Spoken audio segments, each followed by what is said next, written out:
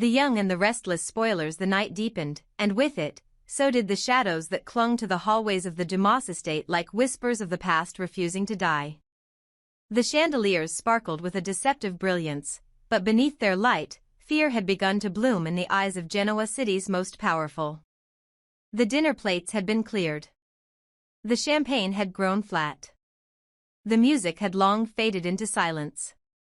What remained was unease. A stillness so precise, so deliberate, it felt choreographed. And in the center of it all stood Carter, no longer just a smooth-speaking assistant, but the architect of an experience that had crossed the boundary from intrigue into psychological warfare. His movements were crisp, his words calculated, and his presence increasingly commanding. To the guests, he had become more than a man. He was the voice of Dumas.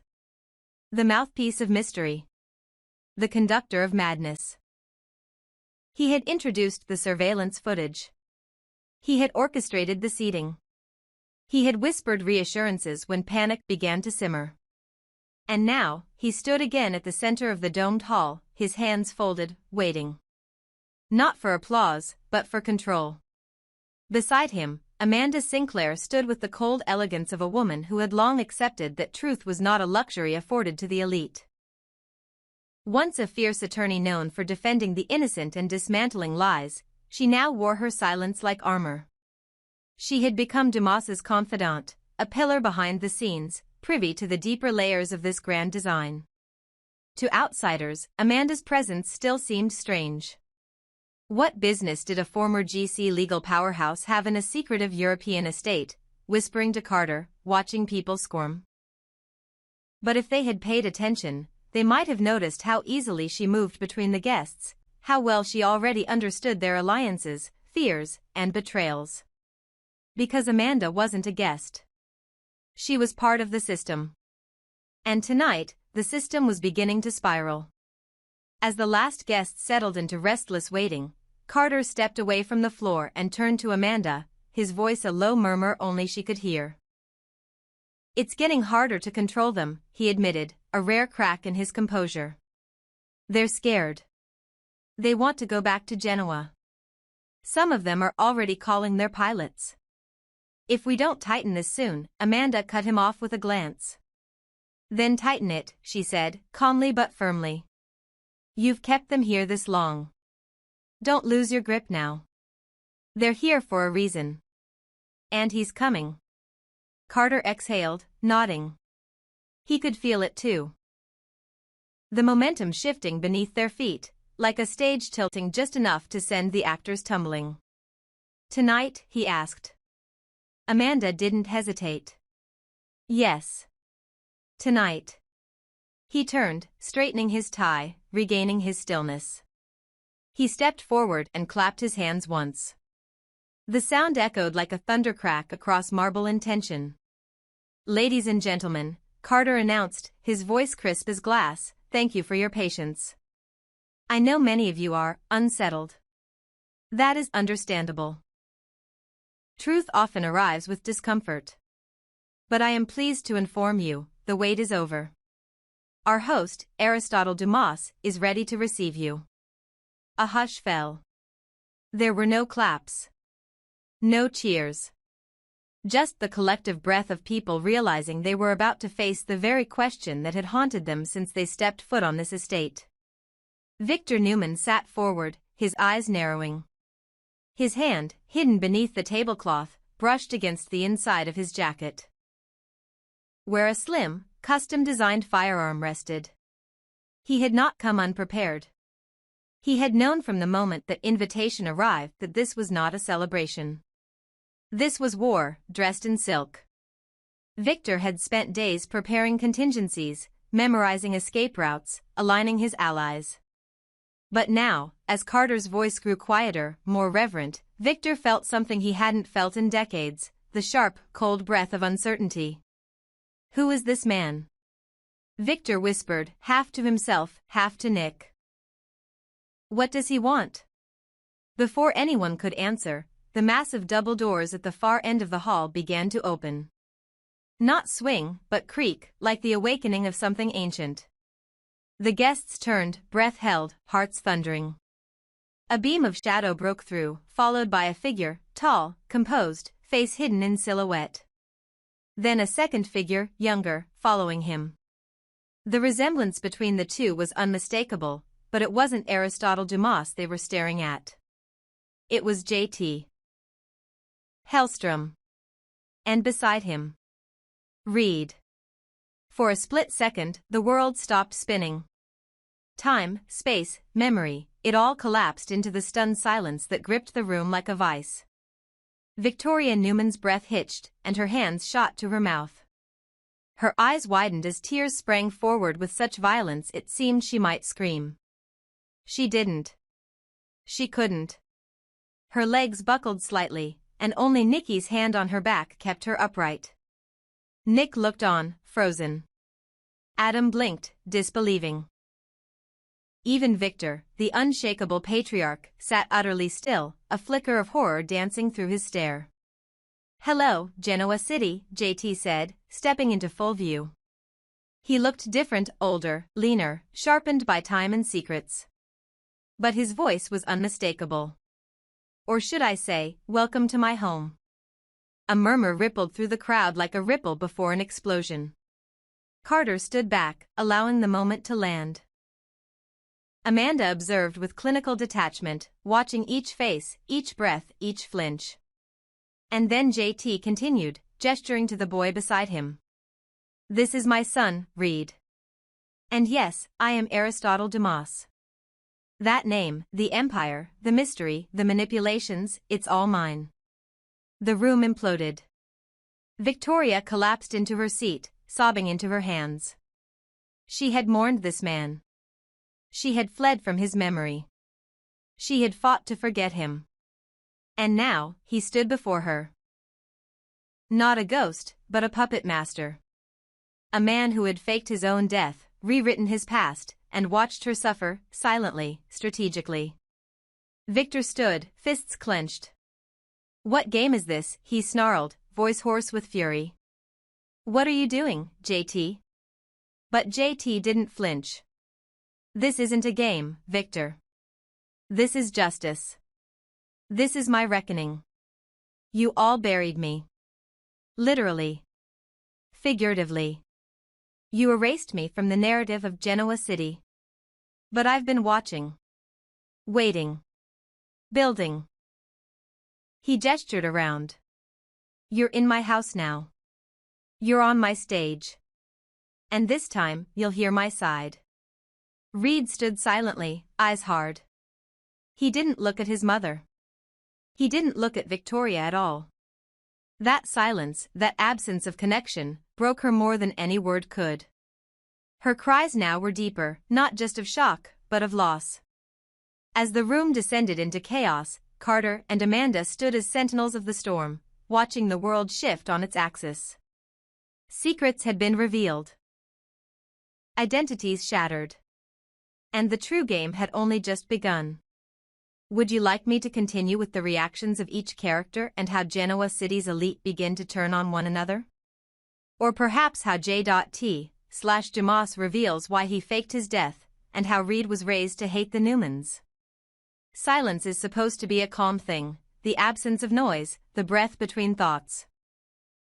But what fell upon the Dumas estate after Carter uttered the words, "This is Aristotle Dumas and his son," was not silence in the gentle sense.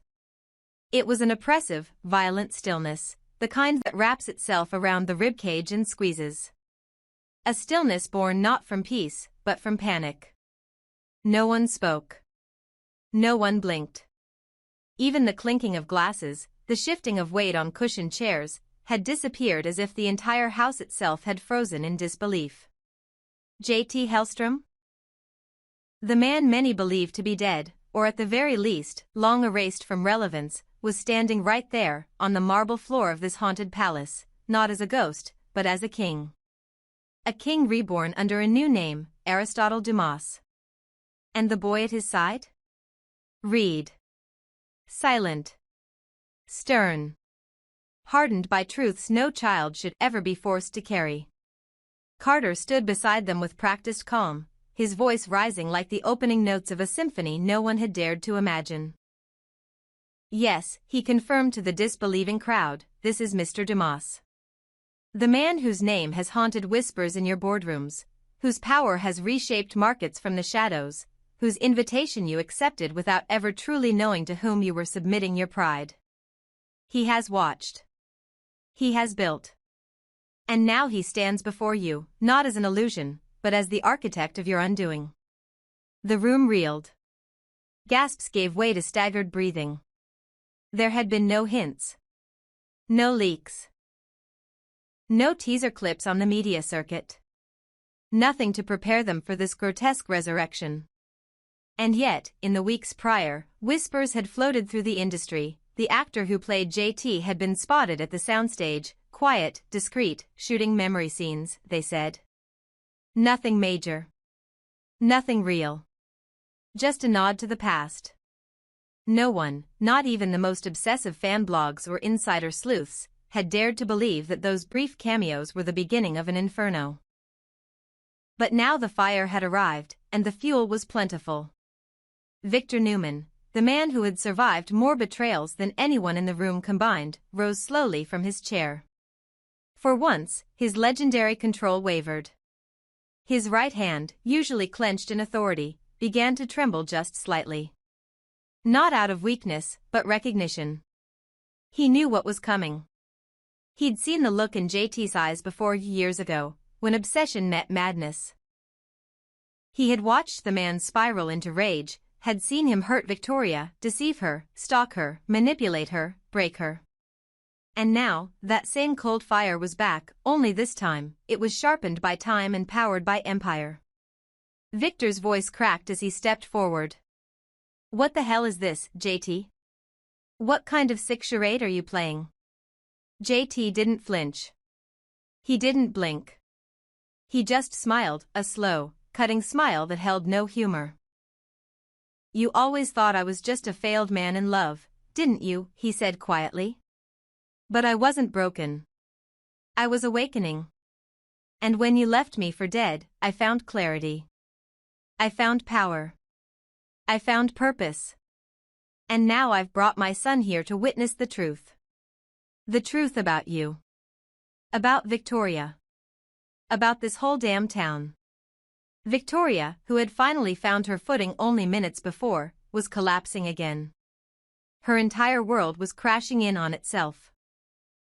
And this time, there was no fantasy of closure to cling to. She had grieved this man. She had survived him. And now, somehow, she was being forced to face him again. Not in a courtroom. Not in a nightmare. But here. In person. With their son standing silently beside him, cold, unreadable, unrecognizable. Victor's trembling turned to rage. His voice rose, guttural and full of fire. "You brought your own son into this psychotic circus? What kind of man does that? What kind of father?" JT's hand went up, a silent command that silenced even Victor. "Don't talk to me about fatherhood," he said. "Don't stand there, clutching your empire, pretending you ever understood what it meant to protect your own. I protected Reed by taking him away from the cancer that is this family. I showed him how to survive. And now? Now he'll help me burn it all down." The guests began to shift. Chairs scraped against the floor. Eyes darted to exits. Audra moved toward Kyle instinctively. Devin and Nate exchanged a look that had nothing to do with family and everything to do with danger. Sharon appeared in the hallway just behind the crowd, her hand over her heart as she processed the impossible. Nick stepped between Victoria and JT, his jaw tight, his stance protective. But it was Carter's voice that once again pulled them back. "No one will be harmed yet," he said smoothly. "Mr. Dumas is not here to cause chaos. He is here to expose it.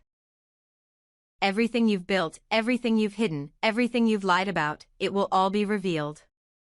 And when it is, you'll understand. This isn't revenge. It's truth." Amanda remained silent beside him, but her eyes betrayed her discomfort.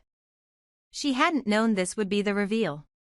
She had suspected, yes, but she had never been told that Dumas was Hellstrom, nor that Reed would be paraded as a pawn. She turned away slightly, hiding her expression, but Carter noticed. For a moment, even his mask cracked.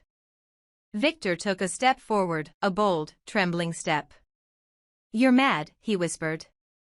"You're going to get yourself, and your son, killed." JT smiled again. "Then let the death be meaningful." And then, without warning, the lights dropped. Panic set in. A scream rang out. Then a flicker of light returned as screens along the walls lit up again, but this time not with surveillance footage. These were confessionals. Pre-recorded, time-stamped, authenticated. Reed's voice was the first to play. "I was told my mother loved me. But what kind of love lets a child believe his father was a monster?" Then Victoria's own recorded voice, from a therapy session never meant to be heard publicly. "I wish I could have saved him. I wish I hadn't lied." Then a video of Victor in a private meeting, barking to an assistant. "JT Hellstrom was a problem I solved. I don't care how. Just keep it buried." The room exploded into chaos. Victor turned toward Carter. "You've made a mistake," he growled. "You've declared war on the wrong man." Carter didn't flinch. "No, Mr. Newman. We've declared war on the myth of your invincibility." And in that moment, Victor understood. He had faced many enemies, but none who were already inside the gates, with his legacy bleeding at their feet. "Would you like me to continue with the fallout from these revelations? The betrayals, shifting allegiances, or the path toward possible bloodshed as Dumas begins to force choices?" Just when it seemed the chaos had peaked, with JT Hellstrom standing before them, reborn as Aristotle Dumas, and Reed transformed into a silent weaponized heir, another layer of intrigue began to ripple beneath the surface, coiled tighter than ever before. The shock of the resurrection was still heavy in the air. Victoria had collapsed into tears, her sobs drowned only by the echoing gasps of a horrified Genoa City elite. Victor's fury simmered behind his barely restrained composure. Sharon hovered like a ghost at the edge of the hall, while Carter and Amanda observed the collapse they had engineered, or at least, helped orchestrate, with chilling poise. But while all eyes remained fixed on the monstrous spectacle of JT's return, they had not yet begun to process the other time bomb ticking in their midst, Amanda Sinclair. Up until this point, Amanda had moved as the consummate professional, the intelligent, refined legal advisor at Carter's side, the voice of reason in a night ruled by manipulation. But in truth, Amanda wasn't just Dumas's attorney. She wasn't merely his confidant. And as rumors started to swirl like smoke in a sealed room, the guests began to understand that she had long since crossed the threshold from ally to something far more personal. Because Amanda Sinclair wasn't just part of Dumas's legal machine. She was intimately, emotionally, and irrevocably connected to the man beneath the mask, and suddenly, everyone was asking the same question: how deep did that connection truly run? Some whispered that Amanda had fallen in love with Dumas before even knowing who he truly was. Others said she had known all along, that every legal maneuver she made, every strategy she enforced, had been driven by something more than loyalty. Now that the identity of Dumas had been revealed as JT Hellstrom, the implications twisted darker. Amanda had allowed herself to become entangled with a man whose history was soaked in obsession and violence. And yet, despite everything, she had stood by him, not just as a colleague, but as a woman in love. But not everything was as it seemed.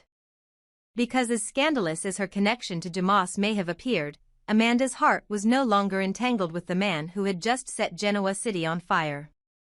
Instead, her soul had quietly begun to find its match in someone else entirely. Someone with his own checkered past, but whose presence had steadily grown into something more comforting and dangerous than even she had expected. That someone was Kane Ashby. For weeks, Amanda and Kane had slipped into the background of Genoa City's ongoing drama, their interactions subtle, layered, charged with the weight of something unspoken. Those closest to them had sensed it. The long stares, the lingering silences, the moments where two people seemed to be barely holding back the truth.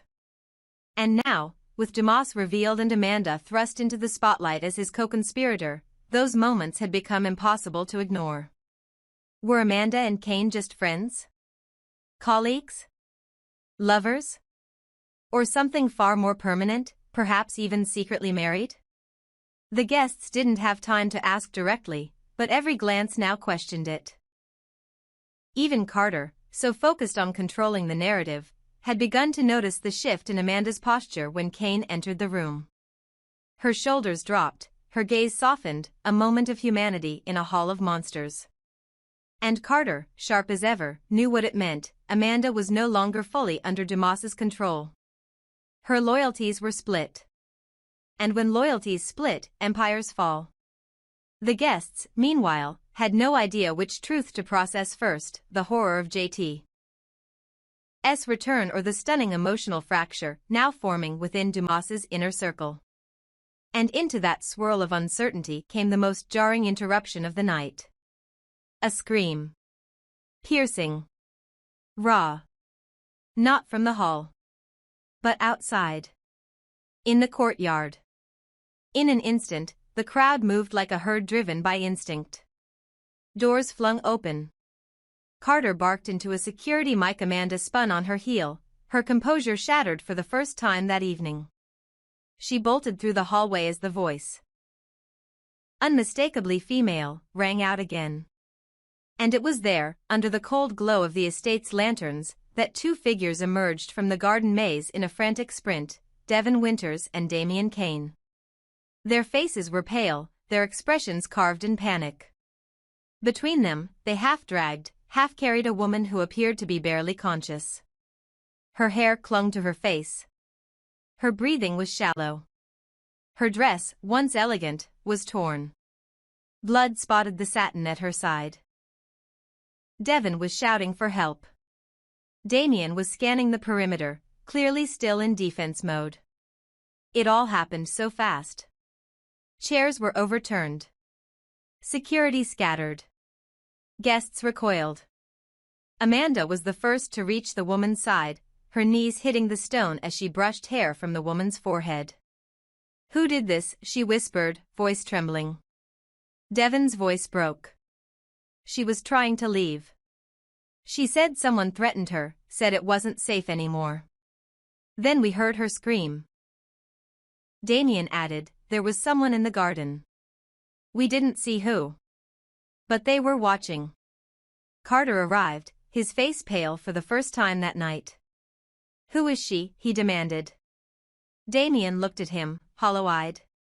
"A journalist. She said she had proof. About Dumas. About the real reason we were all brought here."